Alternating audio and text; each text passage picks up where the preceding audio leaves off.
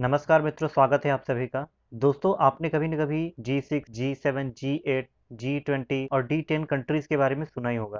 तो आखिर ये कंट्रीज़ क्या होती हैं, ये कैसी ग्रुपिंग्स हैं, उसके बारे में आइए हम आज जानते हैं। 80s के दशक के स्टार्टिंग में उस समय के जो एडवांस इकोनॉमीज़ थे, उन्होंने डिसाइड किया कि एक ऐसा प्लेटफॉर्म होना चाहिए जहाँ पर इकोनॉमिक डेवलपमेंट को डिस्कस किया जा सके और वर्ल्ड की इकोनॉमिक डेवलपमेंट के मार्ग में जो भी बॉटलनेक्स हैं, उनको रिमूव किया जा सके ताकि ग्रोथ और प्रोस्पेरिटी इंश्योर की जा सके। इसी का रिजल्ट था G6 यानी कि ग्रुप ऑफ सिक्स। इसमें उस समय की वर्ल्ड की मोस्ट इंडस्ट्रियलिस्ट जो इकोनॉमीज थी वो सारी इंक्लूडेड थी, लाइक अमेरिकन कॉन्टिनेंट से यूएसए, यूरोपियन कॉन्टिनेंट से UK, France, Germany and Italy, और जो एशियन कॉन्टिनेंट है वहाँ से जापान। 1975 में ये छह ही इस ग्रुप के मेंबर थे। 76 में ही यानी कि अगले साल कनाडा को भी इसमें इंक्लूड कर लिया गया और G6 जो था वो ट्रांसफॉर्म हो गया G7 में।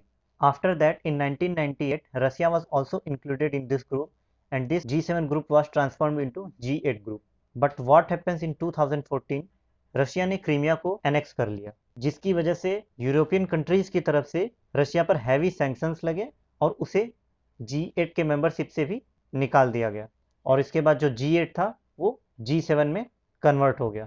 इसके बाद जो अदर कंट्रीज़ हैं उनकी तरफ से भी ये डिमांड लगातार आती रहती थी कि उन्हें भी G7 की मेंबरशिप प्रोवाइड की जाए। इस G7 ग्रुप का फर्दर एक्सपेंशन करने के बजाय इन कंट्रीज़ ने क्या किया कि एक नया ग्रुप G20 बनाया, जिसमें कि टोटल 20 मेंबर्स हैं, 19 कंट्रीज़ और एक European union. So this is all about G6, G7, G8 और G20 कंट्रीज़ के बारे में। अब हम बात करेंगे D10 कंट्रीज़ के बारे में। एक्चुअली D10 कंट्रीज जो है अभी कोई एक फॉर्मल सेटअप तैयार हुआ नहीं है, बट इसके बारे में बातें चल रही है और नियर फ्यूचर में बहुत ज़्यादा चांसेस हैं कि एक ऐसा फॉर्म रेडी हो जाएगा D10।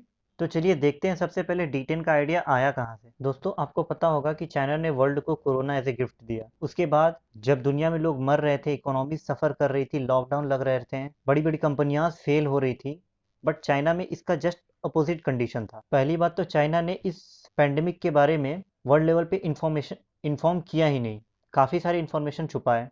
ऊपर से वर्ल्ड की जितनी मेजर कंट्रीज थी, सबकी इकोनॉमीज नेगेटिव में जा रही थी, नेगेटिव ग्रोथ शो कर रहा था, बट चाइना की इकोनॉमी पॉजिटिव ग्रोथ शो कर रही थी।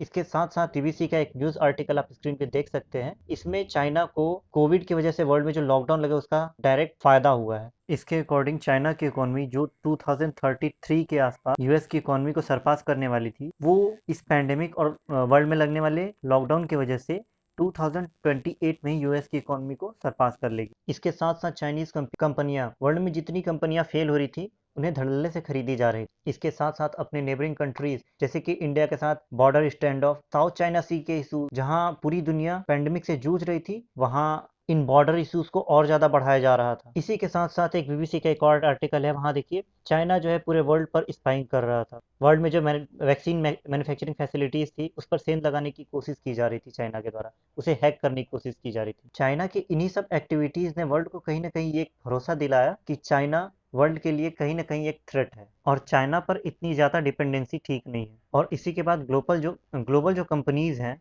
उन्होंने अपना सप्लाई चेन चाइना से अदर कंट्रीज में भी कुछ परसेंटेज तक शिफ्ट करना स्टार्ट कर दिया। चाइना टेक्नोलॉजी के फील्ड में भी काफ़ी आगे निकल चुका है।